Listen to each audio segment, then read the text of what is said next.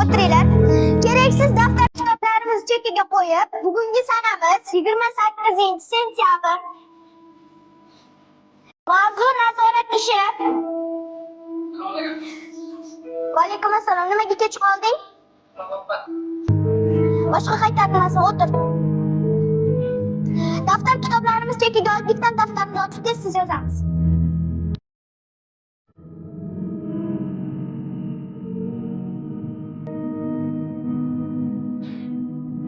Bolalar tinchlik saqlansin.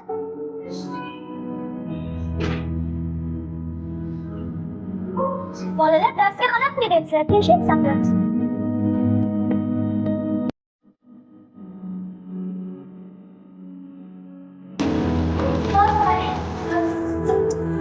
Nima bo'lyapti? Tur o'rningdan. Nima bo'lyapti? Shu vazifani uyda qilib kelsang bo'lmaydimi? Uyat, shuncha tengdoshlarning oldida 2 kun o'tib berilgan vazifa bu. Mayli, qaytarmasin, o'tir.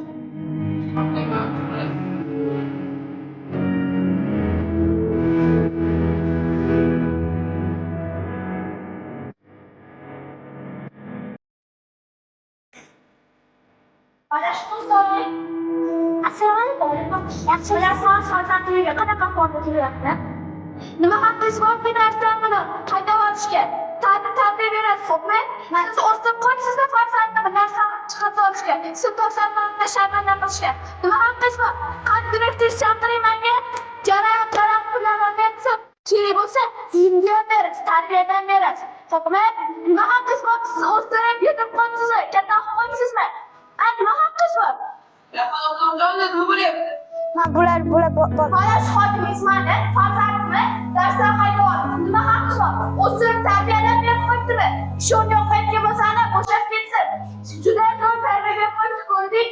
Gaplar to'g'ri. Mana bunaqa xonim juda ko'p tarbiya berib qo'ydi.